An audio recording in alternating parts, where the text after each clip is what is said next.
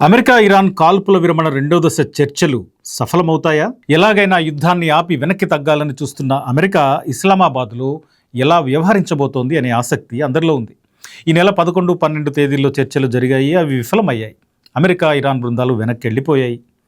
మళ్ళీ ఇప్పుడు ఇస్లామాబాద్ వేదికగా పాకిస్తాన్ మధ్యవర్తిత్వంలో కాల్పుల విరమణ మీద రెండు దేశాల టీంలు మాట్లాడుకోబోతున్నాయి. ట్రంప్ ఇచ్చిన 2 వారాల గడువు ముగియబోతోంది. దీంతో తిరిగి ఇస్లామాబాద్ వేదికగా రెండో దఫా చర్చలు జరగబోతున్నాయి. ఈ సమావేశాలకు ఉపాధ్యక్షుడు జేడీ వాన్స్ హాజరవుతాడా లేదా అనే సందేహాలున్నాయి. అమెరికా చిత్తశుద్ధి మీద ఇక్కడే సందేహాలు ముసురుకుంటున్నాయి. ఈ చర్చల్లో ఒప్పందానికి అంగీకారం కుదరని పక్షంలో తీవ్ర పరిణామాలు తప్పవు అని ట్రంప్ అంటున్నాడు. మరి ఏం జరగబోతోంది? ఈ రోజు ఇస్లామాబాద్ లో అమెరికా ఇరాన్ మధ్య రెండో విడత చర్చలు జరగనున్నాయి.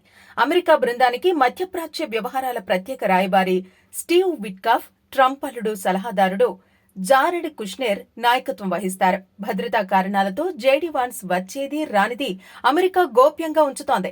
ఇరాన్ పక్షాన పార్లమెంటు స్పీకర్ మహ్మద్ బాఘేర్ ఖలీబాఫ్ నేతృత్వాన ఉన్నత స్థాయి ప్రతినిధుల బృందం పాల్గొంటుంది. పాకిస్తాన్ సైన్యాధిపతి జనరల్ అసిమ్ మునీర్ ఈ చర్చలకు ఆతిథ్యమిస్తూ మధ్యవర్తిగా వ్యవహరిస్తున్నారు. కాగా ఇవాళ సాయంత్రానికల్లా ఒప్పందం కుదరని పక్షంలో ఇరాన్ పై కఠిన చర్యలు ఉంటాయని డొనాల్డ్ ట్రంప్ హెచ్చరించారు. ఇరాన్తో ఎటువంటి డీల్ కుదరలేదని తొలిదశ చర్చల్లో కీలక పాత్ర పోషించిన అమెరికా ఉపాధ్యక్షుడు జేడీ వాన్స్ అప్పుడే ప్రకటించాడు. ఆయన అమెరికా తిరిగి వెళ్లిపోయాడు.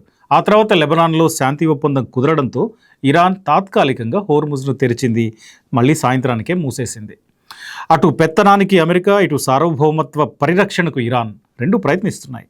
ఇరాన్ తన ఏకైక ఆయుధం హోర్ముజ్నే మళ్లీ ప్రయోగిస్తోంది. తొలిదశ చర్చల్లో పాల్గొన్న అమెరికా ప్రతినిధి బృంద నాయకుడు జేడీ వాన్స్ హాజరీపై అమెరికా దోబూచులాడుతోంది. అమెరికా బృందం తరపున స్టీవ్ విట్కాఫ్, జార్నెడ్ కుష్నెర్ ఇస్లామాబాద్ చేరుకుంటారు.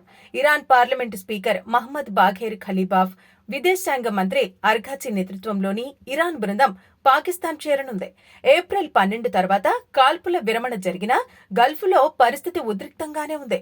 ఇరాన్ హోర్ముజ్ను పాక్షికంగా తెరిచింది, కానీ తిరిగి అమెరికా షరతులను ఉల్లంఘించిందంటూ ఈ నెల 18వ తేదీన పూర్తిగా మూసివేసింది. అమెరికా నౌక దిగ్బంధనం కొనసాగుతోంది. భారత్ పతాకంతో హోర్ముజ్ దాటబోతున్న సన్మార్ హెరాల్డ్, జగర్నౌ అనే మన నౌకల మీద ఇరాన్ ఐఆర్జీసీ గార్డులు కాల్పులు జరిపారు. దాంతో భారత నిరసన తెలిపింది. అమెరికా ఒక ఇరాన్ సరుకు రవాణా నౌకను సీజ్ చేసింది. అమెరికా ఇరాన్ మధ్య చర్చలు ఫలిస్తాయా, లేక ఇదంతా కేవలం చమురు ధరలను ప్రభావితం చేసే నాటకం మాత్రమేనా? అణుశుద్ధికి 5 ఏళ్ల విరామం ప్రకటిస్తానని ఇరాన్ చెప్తోంది. కానీ అమెరికా దీనికి ఒప్పుకోవడం లేదు. ముందు మీ దగ్గర నిల్వ చేసిన యురేనియాన్ని అప్పగించండి అని అమెరికా డిమాండ్ చేస్తోంది. కానీ పట్టు బిగించిన ఇరాన్ హోర్ముజ్ విషయంలో వెనక్కు తగ్గే సంకేతాలు ఏమాత్రం కనిపించడం లేదు. సో అమెరికా తలొగ్గక తప్పని పరిస్థితి ఇప్పుడు కనిపిస్తోంది. ఈ నెల 15, 16 తేదీల్లో అణు కార్యక్రమాన్ని పూర్తిగా నిలిపివేయాలన్న అమెరికా షరతును ఇరాన్ తిరస్కరించింది. కానీ హోర్ముజ్లో ఇరాన్ సముద్ర మందుపాత్రలను అమర్చిందని అమెరికా అంటోంది. ఈ నేపథ్యంలో ఇరాన్ ఐఆర్జీసీ ఈ నెల 18వ తేదీన హోర్ముజ్ను పూర్తిగా తన గ్రిప్లోకి తెచ్చుకుంది. అమెరికా షరతులు పాటించలేదు, దిగ్బంధనము నిలిపివేయలేదు. అందుకే తాము హోర్ముజ్ను తిరిగి మూసివేశామని ఐఆర్జీసీ స్పష్టం చేసింది.